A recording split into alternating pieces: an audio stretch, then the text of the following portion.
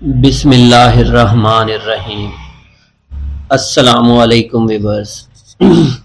جہاد ابتدا ہی سے صلاح الدین ایوبی کے پیش نظر تھا۔ اسے خوب معلوم تھا کہ صرف جہاد سے مسلمانوں کی بکھری ہوئی قوت کی شیرازہ بندی ہو سکتی ہے۔ ترکمان، کرد، عرب، اتابیگ، بدوی قبائل کے شیوخ اور مصر کے امراء صرف نعرہ جہاد ہی سے متحد ہو سکتے ہیں۔ ان متفرق اور متحارب گروپوں کو جمع کرنے کا صرف ایک ہی ذریعہ ہے، اور وہ یہ ہے کہ علم جہاد بلند کیا جائے۔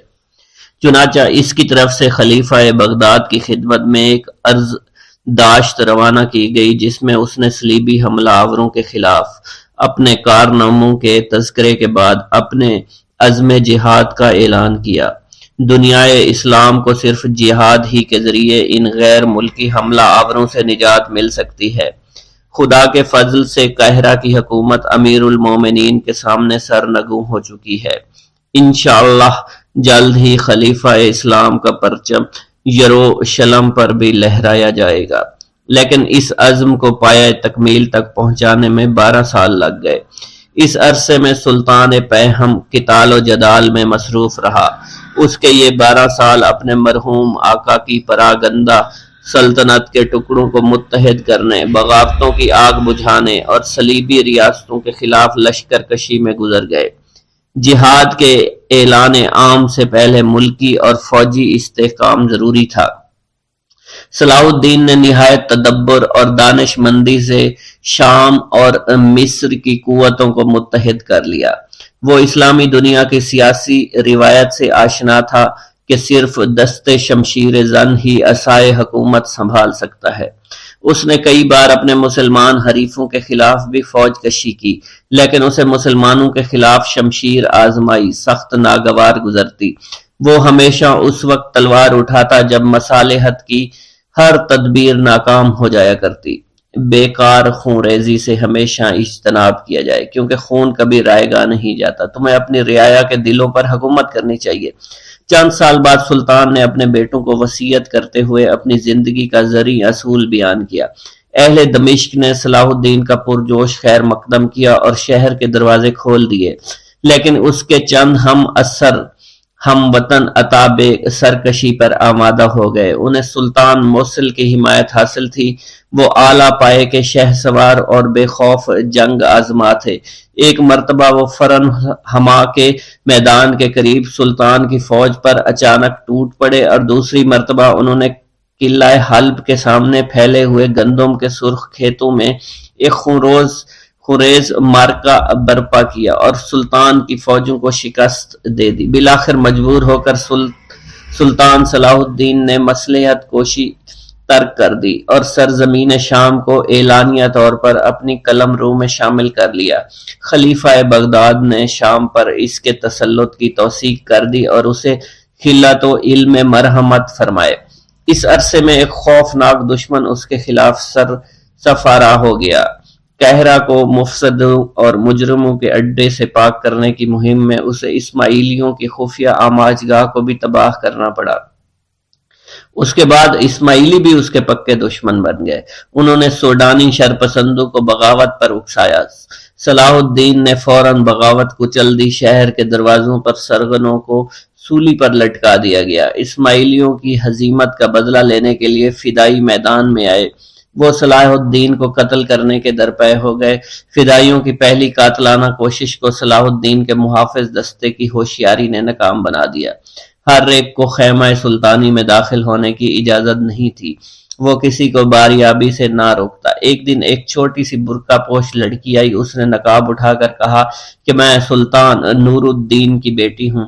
سلطان نے بڑی متانت اور تپاک سے اس کا خیر مقدم کیا اور پوچھا، میں آپ کی کیا خدمت کر سکتا ہوں؟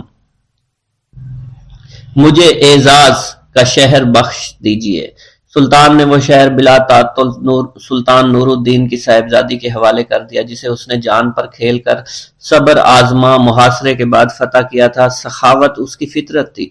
ایک تذکرہ نویس اس کی بے مثال سخاوت کا حال یوں بیان کرتا ہے: سلطان اپنے شاہی استبل کے سارے گھوڑے لوگوں کو بخش دیتا، اور کبھی کبھی تو وہ اپنی سواری کے گھوڑے کا بھی وعدہ کر لیا کرتا تھا۔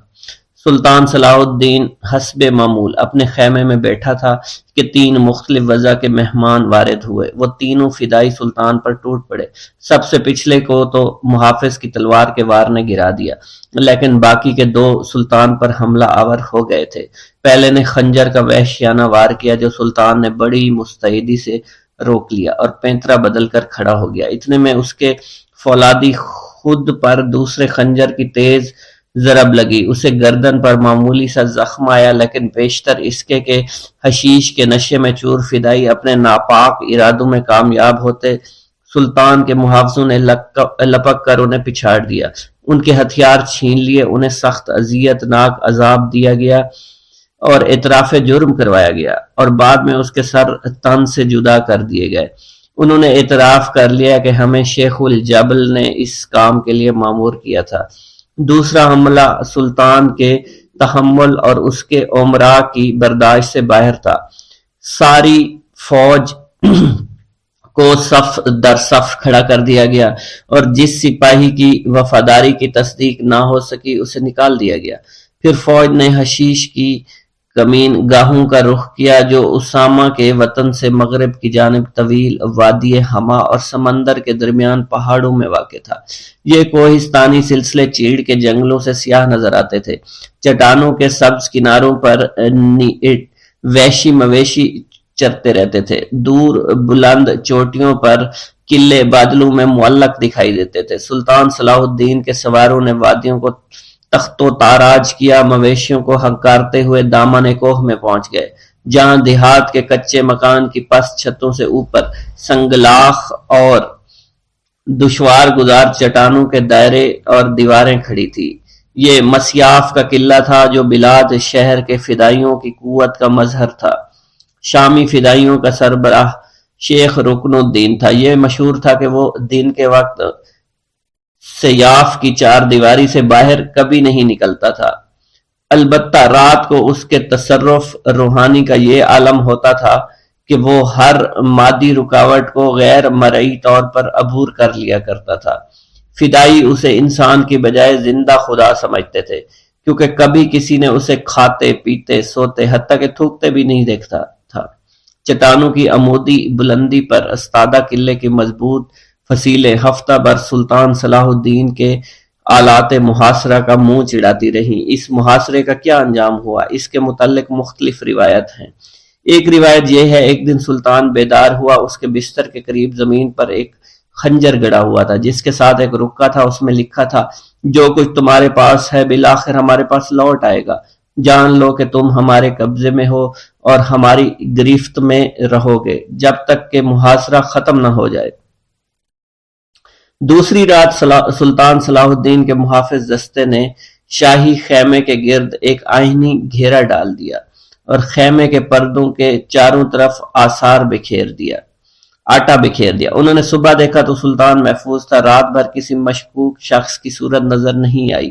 بھلا کوئی آدم زاد بیزار محافظوں کے نرخے میں کیوں کر گھسنے کی کوشش کرتا، لیکن سفید آٹے کی تہ پر پاؤں کے نشان تھے۔ کوئی خیمے میں داخل ہو کر باہر نکلا تھا۔ آمد و رفت کی صورت میں پاؤں کے نیچے باہر کی طرف مڑے ہوئے نظر آتے تھے۔ یہ دیکھ کر کچھ پہرہ دار خوف زدہ ہو گئے، اور چند ایک نے مرنے مارنے کے ارادے سے فوراً تلواریں سونت لی۔ دوسرے دن مسیاف سے تیر کے ساتھ بندھا ہوا ایک رکا لشکر گاہ سلطانی میں گرا، لیکن اس مادی ذریعہ مراسلت سے بھی لشکر کا ہراس دور نہ ہوا۔ اس رکا میں مرقوم تھا، کیا تم نہیں جانتے کہ ہم جہاں چاہتے ہیں جاتے آتے رہتے ہیں، تم کسی طرح ہمیں نہیں روک سکتے۔ اس واقعے کے بعد سلطان کی فوج میں خوف و ہراس پھیل گیا۔ رات کو کوئی بھی آرام کی نیند نہیں سو سکا۔ یہ افواہ گرم ہو گئی کہ اگر سلطان نے 1 ہفتے کے اندر مسیاف کا محاصرہ نہ اٹھایا تو وہ قتل کر دیا جائے گا۔ صاحب المسیاف نے حسب وعدہ اپنے روحانی تصرف کا مظاہرہ کیا۔ رات کی تاریکی میں ہر ایک نے اسے قلعہ مسیاف سے حیرت انگیز طریقے پر نکلتے اور محاصرین کے نرغے سے غائب ہوتے ہوئے دیکھا۔ مسیاف کے سنگین برجوں پر ایک نیلی روشنی نمودار ہوئی، پھر ایک دم نیچے کسی چٹان پر اتر آئی۔ سیاہ چٹانوں پر سے پھلانگتی ہوئی یہ روشنی لمحہ بھر میں تاریک گہرائیوں میں ڈوب گئی، پھر آنن فانن کہیں دور جا ابھری۔ اس روشنی کو نشانہ بنانے اور اس پر مشعلیں پھینکنے کی تمام کوششیں بے سود ثابت ہوئیں۔ غول بیابانی کی طرح یہ روشنی کبھی دفعتاً نزدیک آ جاتی، کبھی دور چلی جاتی۔ بالآخر وہ ان کی صفوں کو تیر کی طرح چیرتی ہوئی پہاڑوں میں جا کر گم ہو گئی۔ سلطان صلاح الدین کی صورت میں اہل دمشق کو ایک محافظ اور مربی مل گیا۔ سلطان نے مصر کا انتظام قاضی الفاضل اور کراکش کے حوالے کر دیا۔ دمشق نہروں اور باغات کا شہر تھا، وہ اپنا بیشتر وقت اس شہر کے پرفضا باغوں میں گزارتا، جہاں سائل اپنی عرضداشت لے کر بلا روک ٹوک اس کے پاس جا پہنچتا۔ لوگوں میں مشہور ہو گیا، سلطان صلاح الدین کے پاس سے کوئی بھی خالی ہاتھ واپس نہیں آتا۔ سلطان صلاح الدین کے ندیم اور امراء اسے فقیروں اور مسائلوں کے ہجوم سے محفوظ رکھنے کی بارہا کوشش کیا کرتے، لیکن سلطان ان کی محکمانہ کوششوں کو دیکھ کر شفقت آمیز انداز میں مسکرا کر خاموش رہتا۔ ایک دفعہ اس نے دیکھا خزانہ معمور ہے، اس نے مقدم یعنی خزانچی کو حکم دیا کہ ساری دولت امیروں، سپاہیوں اور نوکروں میں تقسیم کر دی جائے۔ مقدم نے کہا، میرے آقا، مجھے ایک واقعہ یاد آ گیا ہے جب سلطان نور الدین اس تخت پر جلوہ فرما تھے جس پر آپ آج جلوہ فرما ہیں، انہوں نے بھی مجھے یہی حکم دیا تھا، مٹھیاں بھر بھر کے خزانہ لوٹا دو، لیکن جب میں نے پہلی مٹھی بھری تو سلطان نے ارشاد فرمایا، ٹھہرو، اگر تم یوں ہی بانٹتے لگے تو سب کو نہ دو۔ یہ سن کر سلطان صلاح الدین مسکرایا، کہنے لگا، لالچ بادشاہوں کو نہیں، صرف سوداگروں کو سزاوار ہے۔ تم دونوں ہاتھوں سے خزانے کو لوٹا دو۔ جب وہ محاذ جنگ پر ہوتا تو اہل دمشق اس کی خیریت معلوم کرنے کے لیے ناقہ سوار، نامہ بروں اور پیام رساں کبوتروں کی آمد کا بڑی بے صبری سے انتظار کیا کرتے تھے۔ دن گزرتے گئے اور وہ منتظر رہے۔ مخبر سلطان فوج کی خبریں لاتے رہے۔ بالآخر انہیں معلوم ہوا سلطان صلاح الدین دریا اردن پار کر کے تبریہ کی بلندیوں میں خیمہ زن ہے۔ وہ ان کے مقابل 15 میل کے فاصلے پر موجود ہے۔ سلطان صلاح الدین کی فوج 25,000 سواروں پر مشتمل ہے اور وہ بھی حملے کے منتظر ہیں۔ ان کے مورچے دور سے نظر آ رہے تھے۔ سلطان صلاح الدین عیسائی لشکر کو یوں عقب میں چھوڑ کر یروشلم پر حملہ آور نہیں ہو سکتا تھا۔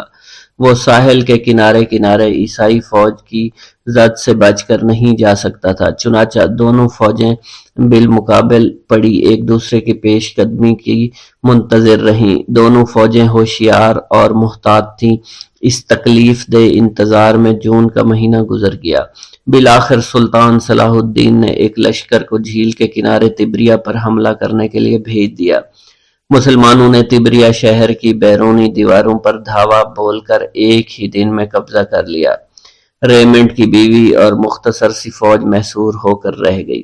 اس رات عیسائی فوج کے سردار بادشاہ کے خیمے میں جمع ہوئے کہ اب کیا کیا جائے۔ ٹمپلروں کے سردار ایڈی ردرفورڈ نے بڑی سنجیدگی سے کہا، یہ سخت بے عزتی ہے کہ ہم بیٹھے رہیں اور دشمن اس قلعے کو ہتھیا لے جو ہماری دسترس میں ہے۔ اس تجویز کی پرجوش تائید کی گئی۔ انہوں نے بادشاہ کی طرف دیکھا۔ بادشاہ نے قدرے تأمل کے بعد کہا، مجھے جنگ شروع کرنے کی جرأت نہیں ہے۔ اب ریمنڈ کی باری تھی۔ میرے رفیقو، آپ اس خطرے کا کیوں اندازہ نہیں کر سکتے جو ہمیں اس شخص صلاح الدین سے درپیش ہے؟ اس نے واضح کر دیا، اگر مسلمانوں کے خلاف پیش قدمی کی گئی تو راستے میں پانی بالکل دستیاب نہیں ہو سکے گا۔ اس صورتحال میں پیش قدمی نہ کی جائے، دشمن تبریہ پر قبضہ کر لے اور بے شک میرے اہل و عیال قید ہو جائیں، لیکن پیش قدمی نہ کی جائے، یہ سراسر ہلاکت ہے۔ اگر ہم مضبوطی سے اپنی جگہ جمے رہے تو دشمن کو لا محالہ پسپا ہونا پڑے گا۔ اگر دشمن جنگ ازبائی پر تلا ہوا ہے تو اسے اپنے بہتر مقام کے فوائد چھوڑ کر اپنی جگہ سے ہلنا پڑے گا۔ کئی سردار ریمنڈ سے متفق تھے، لیکن شوریدہ اور کئی نوجوان سردار فوری طور پر حملہ کرنے کے حق میں تھے۔ انہوں نے مجلس مشاورت کو جتا دیا۔ ریمنڈ کی رائے زیادہ قابل توجہ نہیں، کیونکہ ایک مرتبہ اس نے خفیہ طور پر سلطان صلاح الدین سے بھی صلح کر لی تھی۔ باہر کیف مجلس مشاورت نے پیش قدمی کے خلاف فیصلہ دیا۔ شام کے بعد ایڈی، ردرفورڈ اور ریجالڈ بادشاہ کے خیمے میں حاضر ہوئے۔ انہوں نے کمزور ارادہ گائی کو پیش کرنے کے حکم جاری کرنے پر رضامند کر لیا۔ الصبح فوج نے کوچ کیا، پرچم کھول دیے، صف بستہ پیادے، قطار اندر قطار سوار اور جوک در جوک نیزہ بردار وسیع میدان میں بڑھتے چلے گئے۔ عیسائی فوج محض حمیت کا تقاضا پورا کرنے کے لیے میدان جنگ میں کود پڑی تھی۔ مارکائے حطین 2 جولائی کی صبح کو مسیحی سالاروں نے کوچ کیا۔ ان کا خیال تھا کہ وہ دوپہر تک اسلامی لشکر کو جا لیں گے اور شام تک ان کی صفوں کو چیرتے ہوئے نکل جائیں گے۔ انہیں معلوم تھا کہ مسلمان ایک گہرے نشیب کے بالائی کنارے پر صف آراں ہیں۔ یہ نشیب تبریہ کی جھیل کی طرف جھکتا چلا گیا، جو سطح سمندر سے 600 فٹ نیچی تھی۔ مسیحی سالاروں کا یہ منصوبہ تھا کہ مسلمانوں کے صفیں توڑ کر پیچھے دھکیلا جائے۔ اس طرح وہ گہرے نشیب میں گر کر فنا ہو جائیں گے اور باقی ماندہ قلعہ تبریہ کی زد میں آ جائیں گے۔ 20,000 مسیحی فوج سرگرم سفر تھی۔ اس فوج میں ہر قسم کے تجربہ کار سپاہی تھے۔ وہ مذہبی جذبے سے سرشار تھے اور جنگ کے لیے قبر بستہ تھے۔ بیشتر فوج پیادہ تھی۔ پیادہ سپاہی زرہ پہنے، پانی کے مشکیزے اٹھائے آہستہ آہستہ چل رہے تھے۔ سورج کی گرمی لمحہ بلمحہ تیز تر ہوتی چلی جا رہی تھی۔ ان کے پاؤں تلے پتھر تپ رہے تھے اور زرہ میں دھوپ کی شدت ناقابل برداشت ہو چکی تھی۔ ان کے خشک گلے اور نتنے سرخ گرد سے اٹ گئے تھے اور گہرے نشیبوں سے اوپر چڑھتے اور پرخار گھاٹیوں میں الجھ کر رہ جاتے۔ سردار اور امیر گھوڑے دوڑاتے ہوئے آتے اور انہیں تیز چلنے کی تلقین کرتے، لیکن بے سود۔ وہ بدستور پیچھے رہتے چلے گئے۔ شام ہو گئی لیکن وہ مسلمانوں کے لشکر تک نہیں پہنچ سکے۔ سالاروں نے پڑاؤ کا حکم دیا اور فوج اپنے خیمے نصب کر لیے گئے۔ تشنہ لب سپاہیوں نے جی بھر کے پانی پیا اور آرام سے سوئے۔ کئی مسلح سوار رات بھر پہرا دیتے رہے۔ اس رات ریمنڈ کو نیند نہیں آئی اور وہ اس تکلیف دہ احساس سے پریشان تھا کہ اگرچہ ہم بہت دور نکل آئے ہیں لیکن منزل کے قریب نہیں پہنچے۔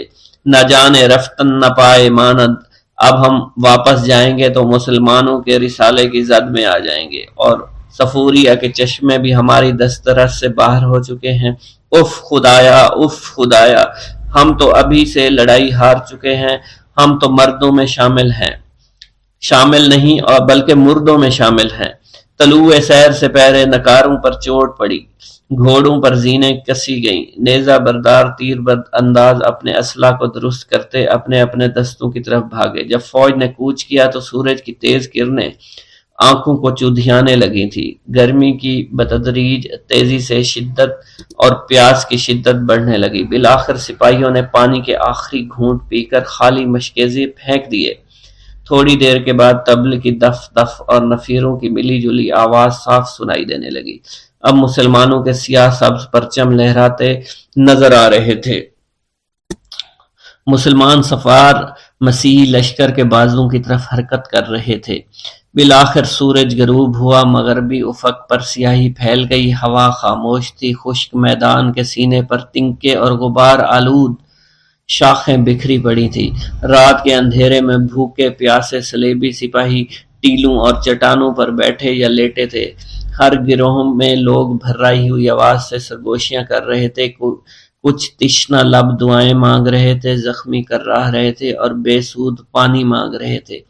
پسینے میں شرابور گھوڑے پر زینیں کس رہیں، زمین پر شکستہ نیزوں کے ٹکڑے بکھرے پڑے تھے۔ افسردہ عمرہ خاموشی سے خیموں میں بیٹھے ہوئے تھے۔ اس جگہ پر صرف قیدی ہی زندہ بچے، باقی تمام لوگ تہہ تیغ کر دیے گئے۔ یروشلم کے بہادر ٹائٹوں کی قوت کا خاتمہ ہو گیا اور جنگ حنین اپنے انجام کو پہنچ گئی۔ صلیبی فوج کا نام و نشان تک نہ رہا۔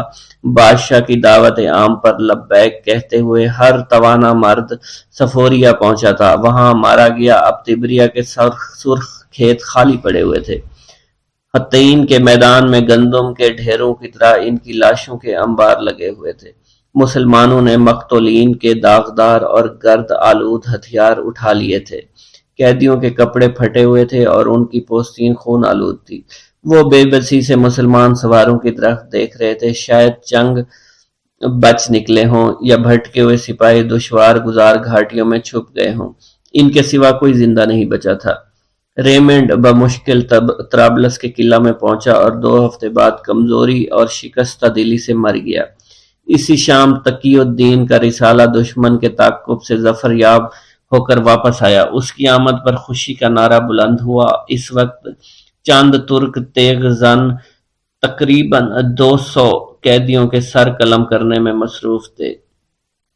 جماعت کا یہ اصول تھا کہ کوئی زر فدیہ ادا کر کے رہائی حاصل نہ کرے، چنانچہ مسلمان ان سے سخت بے دردی کا سلوک روا رکھتے تھے۔ انہوں نے سردار ردرفورڈ کے سوا کسی کو زندہ نہیں چھوڑا۔ ان سنگ دل راہب سپاہیوں کی زبان پر نہ کوئی کلمہ احتجاج تھا، نہ رحم کی درخواست۔ وہ خاموشی سے تلوار کے نیچے گردن رکھ کر اپنی گردنیں خود ہی اڑوا رہے تھے۔ اسلامی قانون کا تقاضا ہے کہ کافر کو قتل کرنے سے پہلے اسے اسلام قبول کرنے کی دعوت دی جائے۔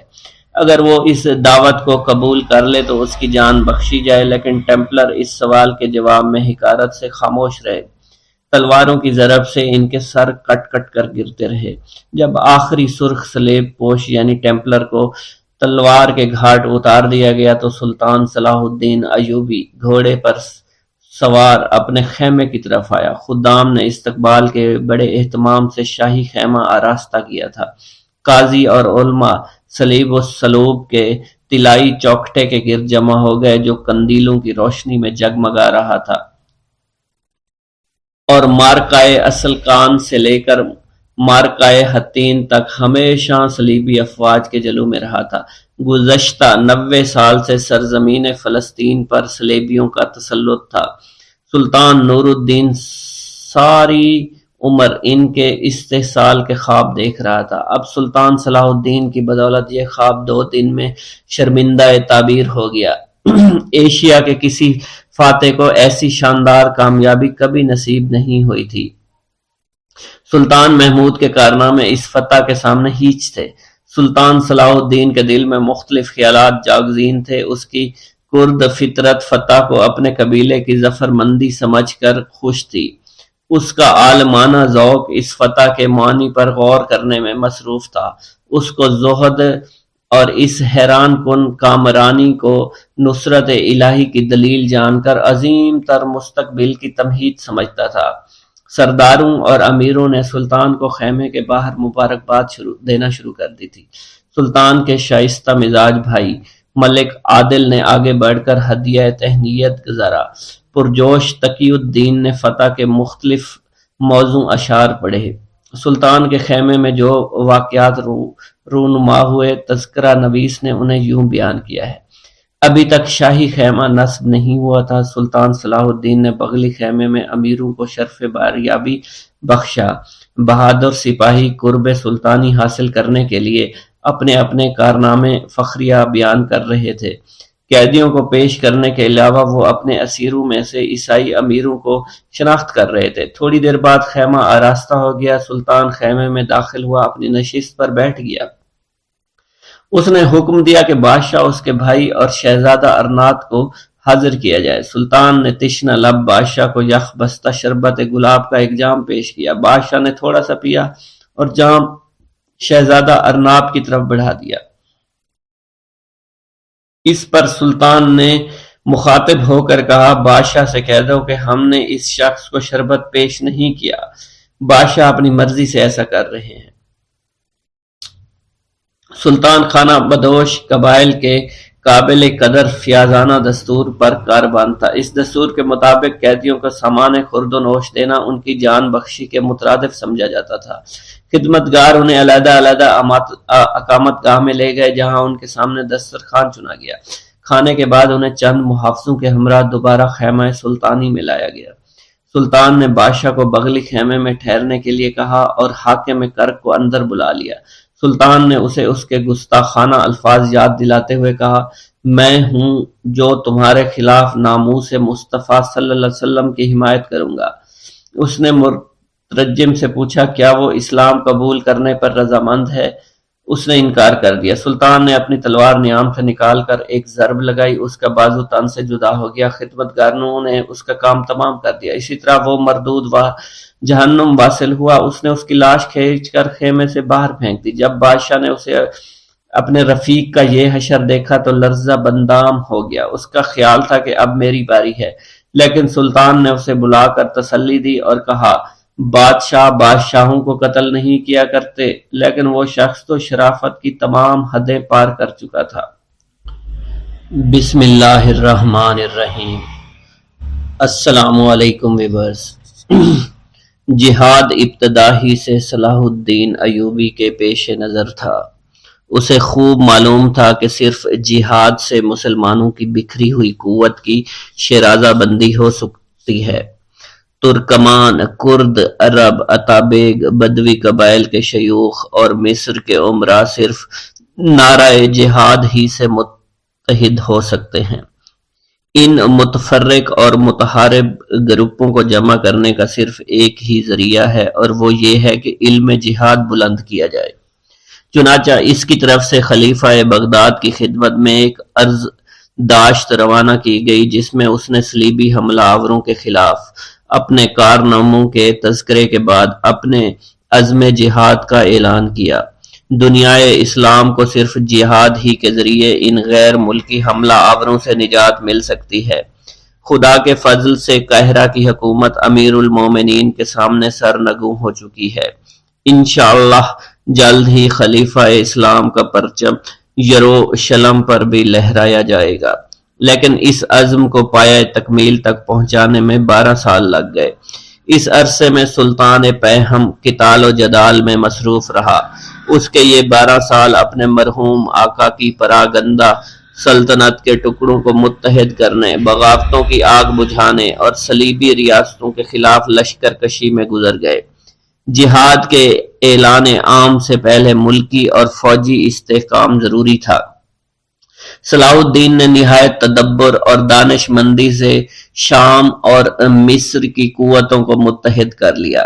وہ اسلامی دنیا کی سیاسی روایت سے آشنا تھا کہ صرف دست شمشیر زن ہی عصائے حکومت سنبھال سکتا ہے۔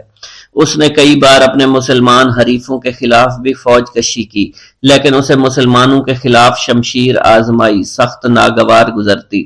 وہ ہمیشہ اس وقت تلوار اٹھاتا جب مصالحت کی ہر تدبیر ناکام ہو جایا کرتی۔ بیکار خون ریزی سے ہمیشہ اجتناب کیا جائے، کیونکہ خون کبھی رائے گاہ نہیں جاتا۔ تمہیں اپنی رعایا کے دلوں پر حکومت کرنی چاہیے۔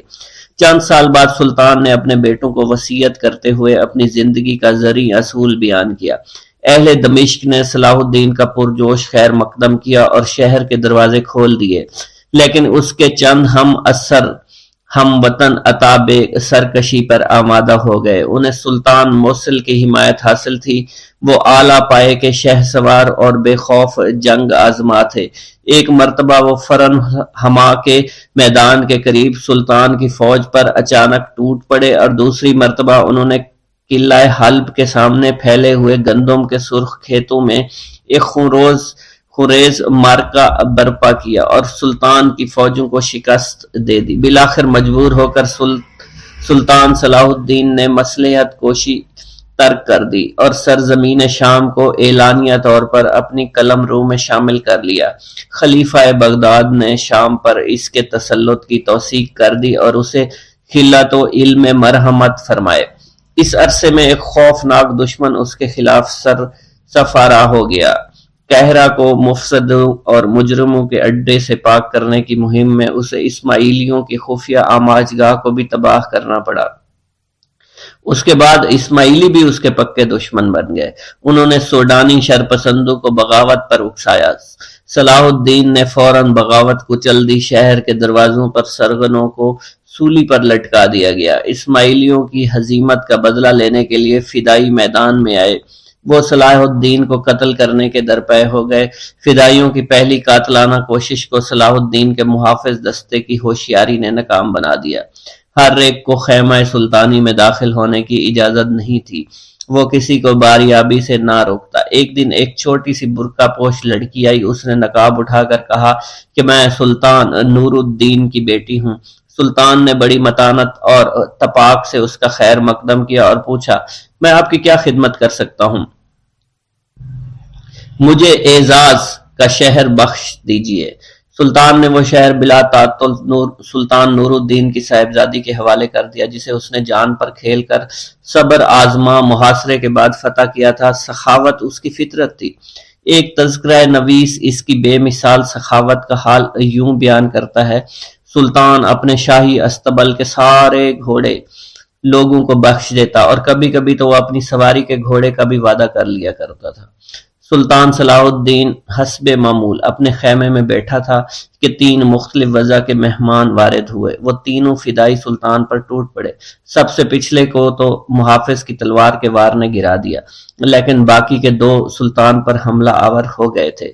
پہلے نے خنجر کا وحشیانہ وار کیا، جو سلطان نے بڑی مستعدی سے روک لیا اور پینترا بدل کر کھڑا ہو گیا۔ اتنے میں اس کے فولادی خود پر دوسرے خنجر کی تیز ضرب لگی۔ اسے گردن پر معمولی سا زخم آیا، لیکن بیشتر اس کے کہ حشیش کے نشے میں چور فدائی اپنے ناپاک ارادوں میں کامیاب ہوتے۔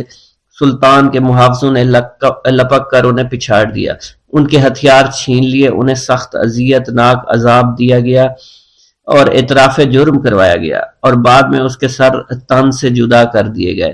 انہوں نے اعتراف کر لیا کہ ہمیں شیخ الجبل نے اس کام کے لیے مامور کیا تھا۔ دوسرا حملہ سلطان کے تحمل اور اس کے امراء کی برداشت سے باہر تھا۔ ساری فوج کو صف در صف کھڑا کر دیا گیا، اور جس سپاہی کی وفاداری کی تصدیق نہ ہو سکی اسے نکال دیا گیا۔ پھر فوج نے حشیش کی کمین گاہوں کا رخ کیا، جو اسامہ کے وطن سے مغرب کی جانب طویل وادی ہما اور سمندر کے درمیان پہاڑوں میں واقع تھا۔ یہ کوہستانی سلسلے چیڑ کے جنگلوں سے سیاہ نظر آتے تھے۔ چٹانوں کے سبز کناروں پر وحشی مویشی چرتے رہتے تھے۔ دور بلند چوٹیوں پر قلعے بادلوں میں معلق دکھائی دیتے تھے۔ سلطان صلاح الدین کے سواروں نے وادیوں کو تخت و تاراج کیا، مویشیوں کو ہنکارتے ہوئے دامن کوہ میں پہنچ گئے، جہاں دیہات کے کچے مکان کی پست چھتوں سے اوپر سنگلاخ اور دشوار گزار چٹانوں کے دائرے اور دیواریں کھڑی تھی۔ یہ مسیاف کا قلعہ تھا، جو بلاد شہر کے فدائیوں کی قوت کا مظہر تھا۔ شامی فدائیوں کا سربراہ شیخ رکن الدین تھا۔ یہ مشہور تھا کہ وہ دن کے وقت سیاف کی 4 دیواری سے باہر کبھی نہیں نکلتا تھا، البتہ رات کو اس کے تصرف روحانی کا یہ عالم ہوتا تھا کہ وہ ہر مادی رکاوٹ کو غیر مرئی طور پر عبور کر لیا کرتا تھا۔ فدائی اسے انسان کی بجائے زندہ خدا سمجھتے تھے، کیونکہ کبھی کسی نے اسے کھاتے پیتے سوتے حتیٰ کہ تھوکتے بھی نہیں دیکھتا تھا۔ چٹانوں کی عمودی بلندی پر استادہ قلعے کی مضبوط فصیلیں ہفتہ بھر سلطان صلاح الدین کے آلات محاصرہ کا منہ چڑھاتی رہیں۔ اس محاصرے کا کیا انجام ہوا، اس کے متعلق مختلف روایت ہیں۔ ایک روایت یہ ہے: ایک دن سلطان بیدار ہوا، اس کے بستر کے قریب زمین پر ایک خنجر گڑا ہوا تھا، جس کے ساتھ ایک رکا تھا۔ اس میں لکھا تھا: جو کچھ تمہارے پاس ہے بالآخر ہمارے پاس لوٹ آئے گا۔ جان لو کہ تم ہمارے قبضے میں ہو اور ہماری گرفت میں رہو گے جب تک کہ محاصرہ ختم نہ ہو جائے۔ دوسری رات سلطان صلاح الدین کے محافظ دستے نے شاہی خیمے کے گرد ایک آئینی گھیرا ڈال دیا اور خیمے کے پردوں کے چاروں طرف آثار آٹا بکھیر دیا۔ انہوں نے صبح دیکھا تو سلطان محفوظ تھا۔ رات بھر کسی مشکوک شخص کی صورت نظر نہیں آئی۔ بھلا کوئی آدم زاد بیزار محافظوں کے نرخے میں کیوں کر گھسنے کی کوشش کرتا، لیکن سفید آٹے کی تہ پر پاؤں کے نشان تھے۔ کوئی خیمے میں داخل ہو کر باہر نکلا تھا۔ آمد و رفت کی صورت میں پاؤں کے نیچے باہر کی طرف مڑے ہوئے نظر آتے تھے۔ یہ دیکھ کر کچھ پہرہ دار خوف زدہ ہو گئے، اور چاند ایک نے مرنے مارنے کے ارادے سے فوراً تلواریں سونت لی۔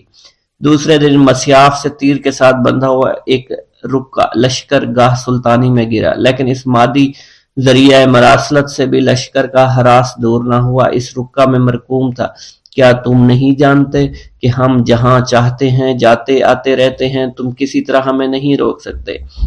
اس واقعے کے بعد سلطان کی فوج میں خوف و ہراس پھیل گیا۔